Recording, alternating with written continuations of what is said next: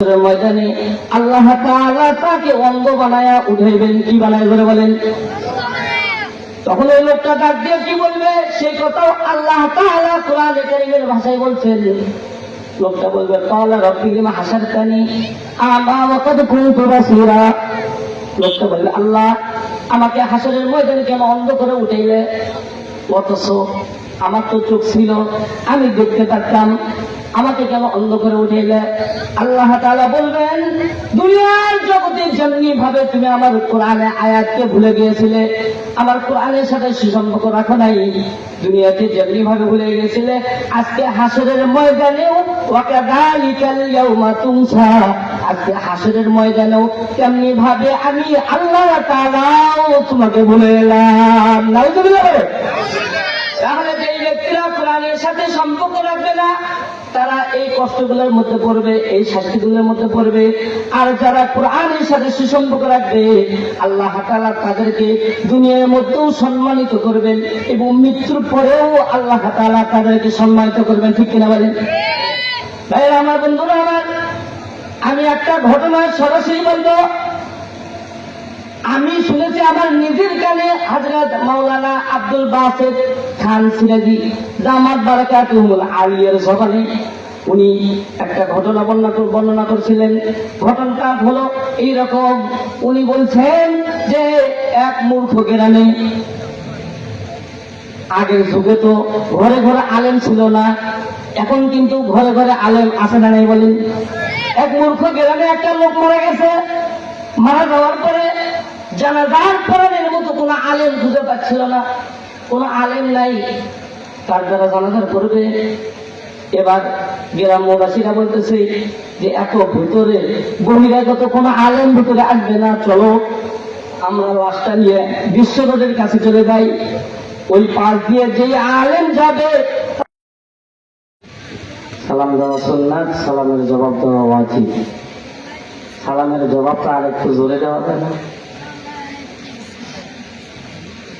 আলহামদুলিল্লাহ আলহামদুলিল্লাহ নাহমাদুহু ওয়া নাস্তাঈনুহু ওয়া নাস্তাগফিরুহু ওয়া নু'মিনু বিহি ওয়া নাতাওয়াক্কালু আলাইহি ওয়া নাউযু বিল্লাহি মিন শুরুরি আনফুসিনা ওয়া মিন সাইয়্যাতি আ'মালিনা। من يهد الله فلا مضل له ومن يضلله فلا هادي له ونشهد أن لا إله إلا الله وحده لا شريك له ونشهد أن سيدنا وسندنا وحبيبنا وطبيبنا ومولانا محمدا عبده ورسوله صلى الله تعالى على خير خلقه محمد وآله وأصحابه وبارك وسلم تسليما كثيرا كثيرا. أما بعد فأعوذ بالله من الشيطان الرجيم. بسم الله الرحمن الرحيم. ومن أعرض عن ذكري فإن له معيشة ضنكا ونحشره يوم القيامة أعمى قال رب لم حشرتني أعمى وقد كنت بصيرا قال كذلك أتتك آياتنا فنسيتها وكذلك اليوم تنسى. صدق الله مولانا العظيم وصدق رسوله النبي الكريم ونحن على ذلك من الشاهدين والشاكرين والذاكرين والحمد لله رب العالمين. সকলে দরুদ ইব্রাহিম পড়ি। আল্লাহুম্মা সাল্লি আলা মুহাম্মাদিন ওয়া আলা আলি মুহাম্মাদ كما صليت على إبراهيم وعلى آل إبراهيم إنك حميد مجيد. اللهم بارك على محمد وعلى آل محمد كما باركت على إبراهيم وعلى آل إبراهيم إنك حميد مجيد. বালাগাল উলা বিকামালিহি কাশাফাদ দুজা বিজামালিহি হাসানাত জামিউ খিসালিহি সাল্লু আলাইহি ওয়া আলিহি কাদের কুদরত দারি কাদের কুদরত দারি হর চেখারি আপনি জিন্দারা মুর্দা তুনি মুর্দারা জিন্দা তুনি বালাগাল উলা বিকামালিহি কাশাফাদ দুজা বিজামালিহি হাসানাত জামিউ সাল্লু আলাইহি ওয়া আলিহি যে মিয়াটার রাস্তাঘাটে মাথায় কাপড় নাই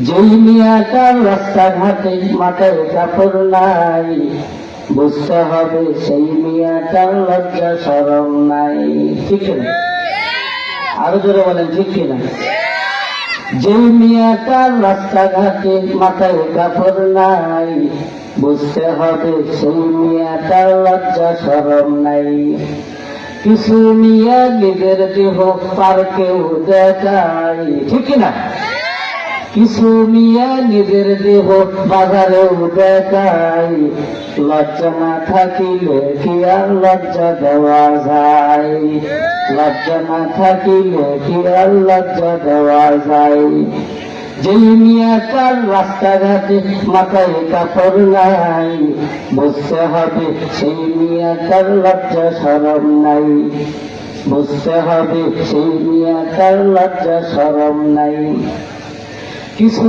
নিয়ে ঠোঁটে মুখে লাগাই কত রং রাস্তাঘাটে বাসে উঠে দেখাই কত ঢং ঠিক না কিছু নিয়ে ঠোঁটে মুখে লাগাই কত রং রাস্তাঘাটে বাসে উঠে দেখাই কত ঢং তাদের দেখি যুবকেরা আর চোখে তাকাই তাদের দেখি যুবকেরা বারবার তাকাই লজ্জা না থাকিলে কি আর লজ্জা দেওয়া যায় লজ্জা না থাকিলে কি আর লজ্জা দেওয়া যায় যেই মিয়াটার রাস্তাঘাটে মাথায় কাপড় নাই বুঝতে হবে সেই মিয়াটার লজ্জা শরম নাই বুঝতে হবে সেই মিয়াটার লজ্জা শরম নাই কিছু মিয়া পোশাক পরে পাখি কিরণ মালা মরার পরে বুঝবে তুমি মালার খিদে জ্বালা ঠিক না কিছু মিয়া পোশাক পরে পাখি কিরণ মালা মরার পরে বুঝবে তুমি মালার খিদে জ্বালা সেদিন শুধু কাটবে তুমি সেদিন শুধু কাটবে তুমি করিবে হায় হায় লজ্জা না থাকিলে কি আর লজ্জা পাওয়া যায় লজ্জা না থাকিলে কি আর লজ্জা পাওয়া যায় ঠিক কিনা বলবেন সম্মানিত হাজিরিন আমি আপনাদের সামনে সরাসরি আলোচনায় যাব কারণ সময় খুব কম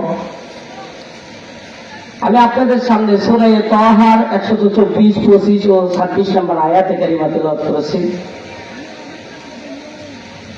এই কিতাবটার নাম কি বলেন তো দেখি কোরআনে কারীম এটার নাম কি জোরে বলেন সকলে যুগে যুগে এই কোরআনের আওয়াজকে নিস্তব্ধ করার জন্য এই কোরআনের আওয়াজকে বন্ধ করার জন্য যারাই ষড়যন্ত্র করছে আল্লাহ তাআলা তাদেরকে দুনিয়ার মধ্যেও লাঞ্ছিত করছে এবং মৃত্যুর পরে হাসরের ময়দানেও আল্লাহ তাআলা তাদেরকে লাঞ্ছিত অপমানিত অপদস্থ করবে ঠিক কিনা বলবেন যুগে যুগে শুধু না এ যুগেও যারাই চেয়েছিল কোরআনের আওয়াজকে বন্ধ করতে যারাই চেয়েছিল মসজিদ মাদ্রাসা বন্ধ করতে যারা এই কোরআনের আওয়াজ বন্ধ করার জন্য আলেম ওলামাদেরকে জেলে বন্ধ করে রাখছিল, কোন দোষ নাই, নির্দোষী আলমদেরকে জেলে বন্ধ করে রাখছে। শুধু বন্ধ করে রাখছে তাই না, আয়না ঘরে উঠে তাদেরকে বিভিন্ন রকমের কষ্ট দিচ্ছে, ঠিক কিনা বলেন? এমনকি আমাদের প্রিয় কলিজার টুকরা সাইদি সাহেব রহমতুল্লাহ আলাইকে ষড়যন্ত্র করে তারা দুনিয়া থেকে বিদায় করে দিয়েছে, ঠিক কিনা বলেন? আমাদের আর এক ভাই হযরত মাওলানা মিজানুর রহমান আজহারি দামাত বারাকাতুহুল আলিয়াকে বাংলাদেশ থেকে তাড়াই দিয়েছে।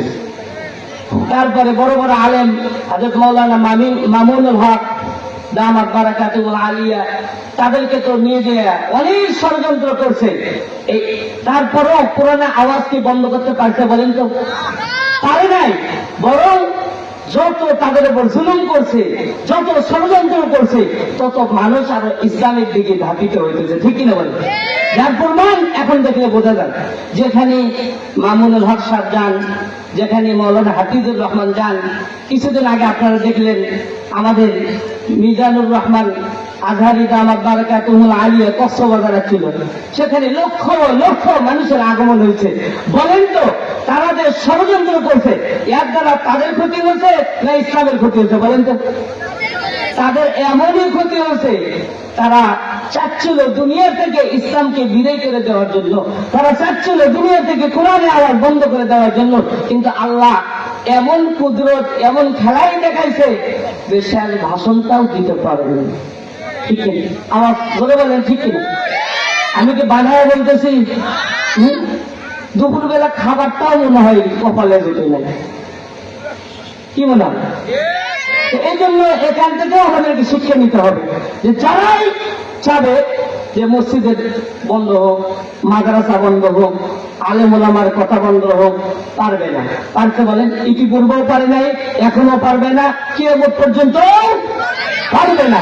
তো যাই হোক, আমি আপনাদের সামনে যে আয়াতে কারিমা তিলাওয়াত করেছি, আল্লাহ রাব্বুল আলামিন এই আয়াতে কারিমার মধ্যে সরাসরি বলছেন, যারা কোরআন থেকে মুখ খুলে নেবে, কোরআনের সাথে সুসম্পর্ক রাখবে না, আল্লাহ তাআলা তাদেরকে এই আয়াতের মধ্যে বলছেন দুই ধরনের শাস্তি দিবেন। কয় ধরনের? বলে বলেন। দুই ধরনের। এক নম্বরে আল্লাহ বলছেন মাইশাতান দঙ্কা, যারা কোরআনের সাথে সুসম্পর্ক রাখবে না, তারা যতই কামাই রোজগার করুক, আল্লাহ তাআলা তাদের জীবন থেকে বরকত উঠে নেবে। এক নম্বর কি বলেন? বরকত উঠে নেবে। শুধু তাই নয়, দুই নম্বর ওয়ানাহশুরুহু ইয়াওমাল কিয়ামাতি আমা, দুই নম্বর যেই ব্যক্তি, যেই বা যাহারা কোরআনের সাথে শত্রুতা করবে, কোরআনের সাথে সুসম্পর্ক রাখবে না, হাসরের ময়দানে আল্লাহ তাআলা তাকে অন্ধ বানায়া উঠাইবেন। কি বানায় করে বলেন? তখন ওই লোকটা ডাক দিয়ে কি বলবে, সেই কথাও আল্লাহ তাআলা কোরআনে কারীমের ভাষায় বলছেন। লোকটা বলবে ক্বালা রাব্বি লিমা হাসারতানি আমা ওয়া ক্বাদ কুনতু বাসীরা। লোকটা বলবে আল্লাহ, আমাকে হাসরের ময়দানে কেন অন্ধ করে উঠাইলে? অথচ আমার তো চোখ ছিল, আমি দেখতে পারতাম, আমাকে কেন অন্ধ করে উঠাইলে? আল্লাহ তাআলা বলবেন, দুনিয়ার জগতে যেমনি ভাবে তুমি আমার কোরআনের আয়াতকে ভুলে গিয়েছিলে, আমার কোরআনের সাথে সুসম্পর্ক রাখো নাই, দুনিয়াতে যেমনি ভাবে ভুলে গিয়েছিলে, আজকে হাসরের ময়দানেও ওয়াকাযালিকাল ইয়াউমা তুনসা, আজকে হাসরের ময়দানেও তেমনি ভাবে আমি আল্লাহ তাআলাও তোমাকে ভুলে গেলাম। নাউযুবিল্লাহ বলে। তাহলে যে ব্যক্তিরা কোরআনের সাথে সম্পর্ক রাখবে না, তারা এই কষ্টগুলোর মধ্যে পড়বে, এই শাস্তিগুলোর মধ্যে পড়বে। আর যারা কোরআনের সাথে সুসম্পর্ক রাখবে, আল্লাহ তাআলা তাদেরকে দুনিয়ার মধ্যেও সম্মানিত করবেন এবং মৃত্যুর পরেও আল্লাহ তাআলা তাদেরকে সম্মানিত করবেন। ঠিক কিনা বলেন? ভাইরা আমার, বন্ধুরা আমার, আমি একটা ঘটনা সরাসরি বলবো।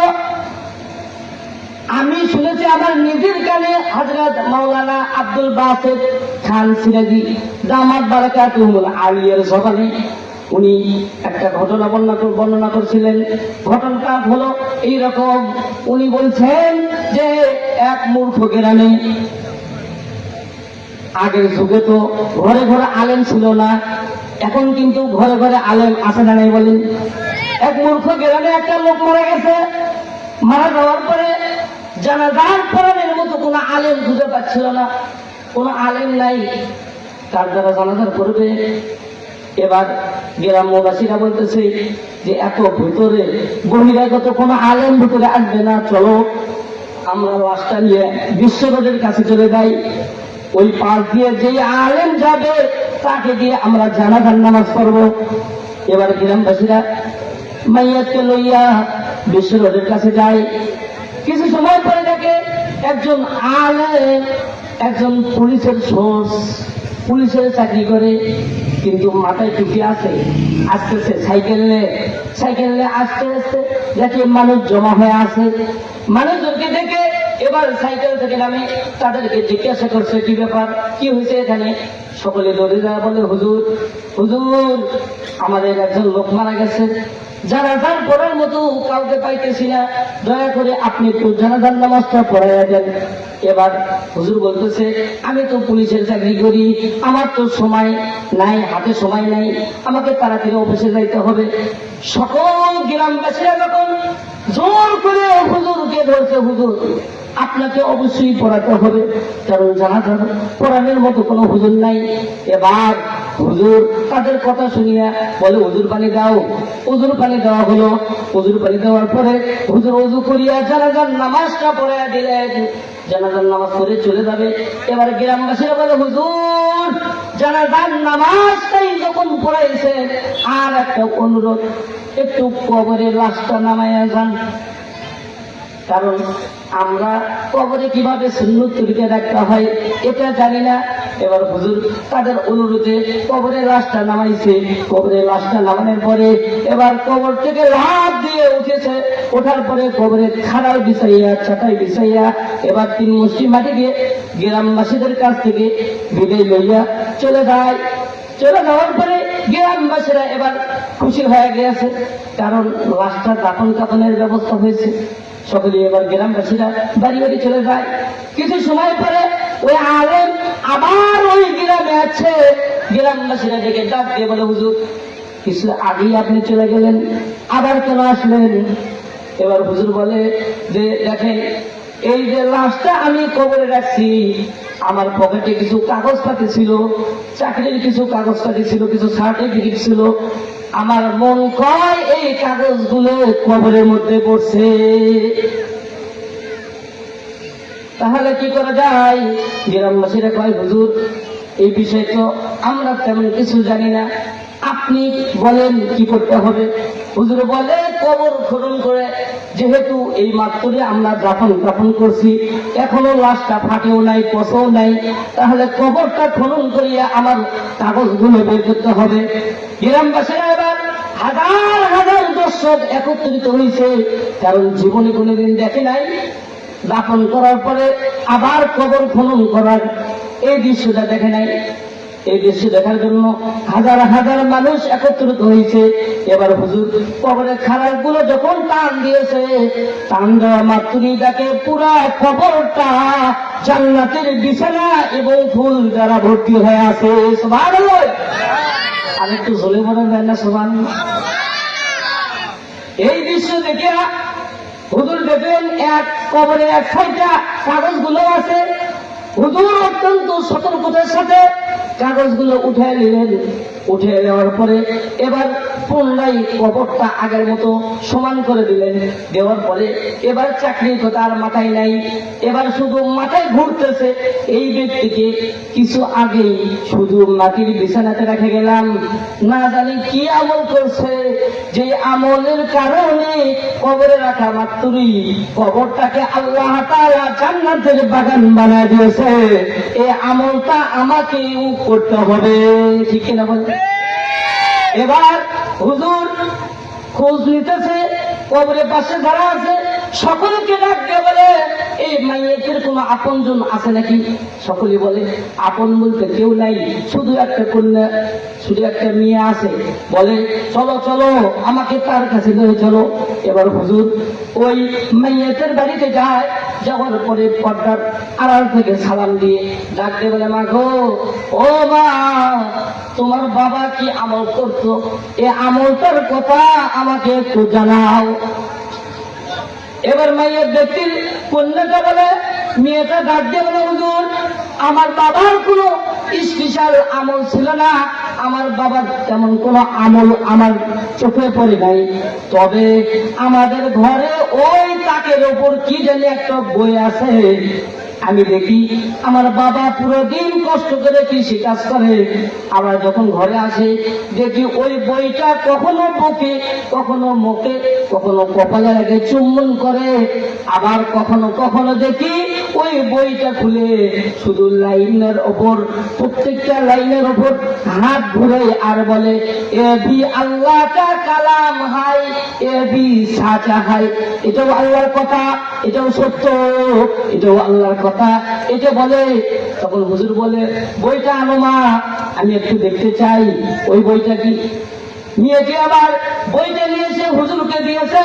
হুজুর বইটা খুলে দেখে এটা হলো দুনিয়ার কোন সাধারণ কিতাব নয়, দুনিয়ার কোন সাধারণ বই নয়, এটা হলো আল্লাহ তাআলার কালামুল্লাহ। সুবহানাল্লাহ।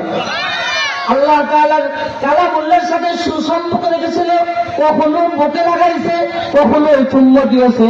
হুজুর বুঝতে পেরেছে এই কোরআনের সাথে সুসম্পর্ক রাখার কারণে আল্লাহ তাআলা তাকে এমন মর্যাদা দান করেছে। সুবহানাল্লাহ বলে। তাহলে কোরআনের সাথে সুসম্পর্ক রাখা দরকার আছে না নাই? আরো জোরে বলেন, আছে না নাই? কোরআনের সাথে সুসম্পর্ক শুধু নিজেই রাখবেন না, নিজের পরিবারে যারা আছে তাদেরকেও রাখতে হবে? আমি একটা ঘটনা বলি।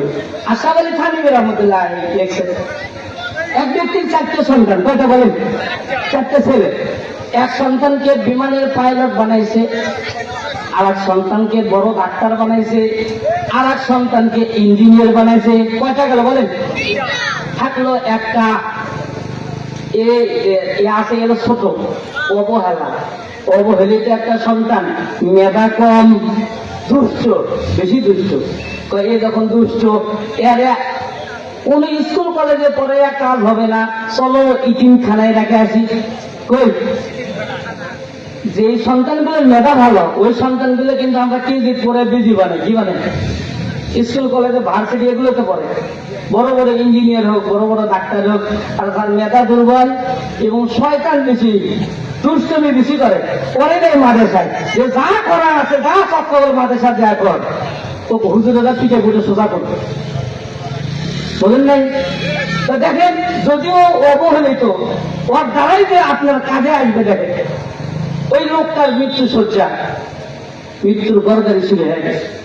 এমন সময় ডাক্তার ছেলে যখন শুনছে আমার বাবা মৃত্যুর শয্যায়, দৌড়ায় চলে যাচ্ছে, আসে বলে ও বাবা, আমি তোমার ডাক্তার সন্তান এসেছি।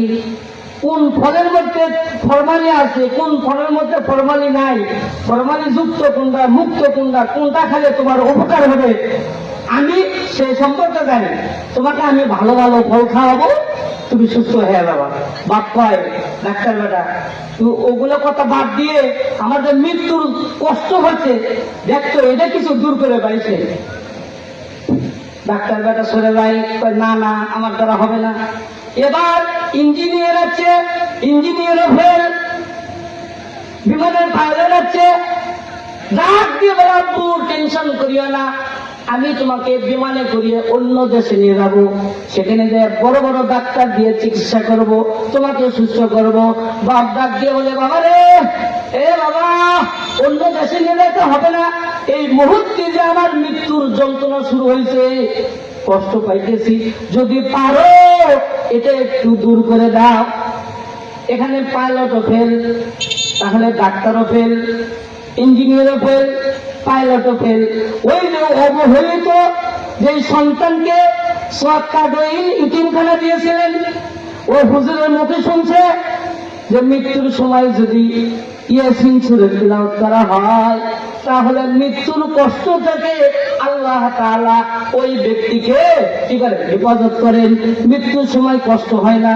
এবার অবহেলিত ওই সন্তান কোরআনে কারিম নিয়ে দৌড়ে, মানুষ কয় তোমার বড় বড় ভাইয়েরা আছে, তারাই কিছু করতে পারলে না, তুমি কোথায় যাও? বলে না না, আমি হুজুরের মুখে শুনছি মৃত্যুর শয্যায় যে মানুষের কষ্ট হয়, ওই সময় যদি সূরা ইয়াসিন তিলাওয়াত করা হয়, তাহলে তার মৃত্যুর কষ্ট থাকে না, থাকে না। জোরে বলেন সুবহানাল্লাহ। তাহলে বলেন কোন সন্তান কাজে লাগলো? বলেন কোন সন্তান কাজে লাগলো? বলেন ওই হাফেজ সন্তানকেই আপনার কাজে লাগলো। এই জন্য অনুরোধ করে বললেন, ভাই যেই সন্তানকে আপনি মাদ্রাসায় দিয়েছেন, কোরআনের পথে দিয়েছেন, তাকে একটু ভালো নজরে দেখবেন। এখন তো তাদেরকে দেখতেই পারে না, ভিক্ষা করে খায়। ভিক্ষা করবে না, আপনারা নিজে আসে জাকাতের টাকাগুলো মাদ্রাসায় দেবেন নাকি? আপনারা নিজেরা আসে যে আপনাদের উপর, আপনাদের মালের মধ্যে যে আল্লাহ হিস্সা রাখছে, যে অংশগুলো রাখছে, ওগুলো মাদ্রাসা দিয়ে গেলে তো আসল করে যাবে ভাই। বরং তারা আপনাদের কাছে যাওয়ার কারণে আপনাদেরকে গুণের থেকে বাঁচায়। ওই থেকে বাঁচায়। আপনারা যে দান করলেন, আপনার সম্পদের মধ্যে তাদের যে হক ছিল, এই গুণের থেকে আপনি বাঁচা গেলেন, ঠিক কিনা বলেন? যাই হোক, বলতেছিলাম কোরআনের সাথে সুসম্পর্ক রাখতে হবে। কার সাথে?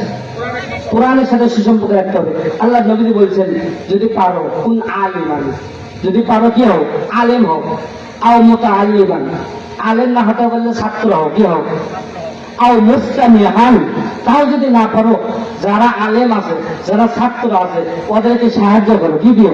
কথা দিয়ে, বুদ্ধি দিয়ে, টাকা পয়সা দিয়ে, যেটা দেই হোক, কি করো? সাহায্য করো। এই যে চক্কাগল বা আশেপাশে রায়মাগিরে কন, পীরপাড়া কন, যে মা বোনেরা এই তোয়ালিবুল ইলমদেরকে একমুঠ করে খাবার দিচ্ছে, অনেকের বাড়ির জাগির খায়, খায় না বলেন? খায়। এই এক মুহূর্ত করে জাগির দিচ্ছে। এই মা বোনদেরকে আমি বলতেছি, আপনারা খুব দিতেছেন, দিতে থাকেন, খুশি মনে দিতে থাকেন। হাসরের ময়দানে দেখবেন এই হাফেজ সাহেবেরা যখন জান্নাতে যাবে, তো দেখবেন আপনাদেরকে নিয়েই জান্নাতে যাবে। সুবহানাল্লাহ। এই জন্য যে বাড়িতে প্রত্যেক দিন দিনে 2 বার 4 বার একজন হাফেজ সাহেবের পা পড়ে, ওই বাড়িটা ধন্য। যে হাড়িতে একজন হাফেজ সাহেবের জন্য এক মুঠ খাবারের ব্যবস্থা হয়, ওই হাড়িটাও ধন্য, ঠিক না বলে? এই জন্য নিজের সন্তানকে পড়াবেন অথবা অন্যের সন্তানকে আপনি হাফেজ বানাবেন, পারবেন ইনশাআল্লাহ? 4 নম্বর আও মুহিব্বান, কিছুই যদি না পারেন তাদেরকে ভালোবাসবেন। কি বলবেন? ভালোবাসতে কি টাকা লাগে, পয়সা লাগে? কিছুই লাগে না, অন্তর দিয়ে ভালোবাসবেন। পারবেন না? নাকি শত্রুতা করবেন যে তাড়াতাড়ি শহর এখান থেকে চলে যায়? এগুলো করা যাবে না। এগুলো করলে আল্লাহ বেজার হবে। কি হবে? আল্লাহ বেজার হবে, তারাও কষ্ট পাবে। এই জন্য উলামা ইকরাম হলো নবীদের ওয়ারিস। নবী নাই, আলেমদেরকে ভালোবাসেন। কি বাসেন? কোথায় আছে মা না থাকলে খালাকে ভালোবাসেন। এখন নবী নাই, আলেমদেরকে ভালোবাসেন। আলেমদের সাথে সুসম্পর্ক রাখেন, দেখবেন হাসরের ময়দানে দেখলেই যেন চিন্তা করেন। পারবেন ইনশাআল্লাহ? আমাদের মাঝে আমাদের প্রিয় ওস্তাদ দ্বিতীয় বক্তা উপস্থিত হয়েছেন, উনি আলোচনা করবেন। যেহেতু আমার সময় শেষ, এ পর্যন্ত আলোচনা করলাম। আল্লাহ তাআলা বন্ধু আল্লাহ সঙ্গে আল্লাহ সকলকে আমল করার তৌফিক দান করুন। সকলে বলেন আমিন। ওয়া আখিরু দাওয়ানা আলহামদুলিল্লাহি রাব্বিল আলামিন। আসসালামু আলাইকুম ওয়া রাহমাতুল্লাহি ওয়া বারাকাতুহু।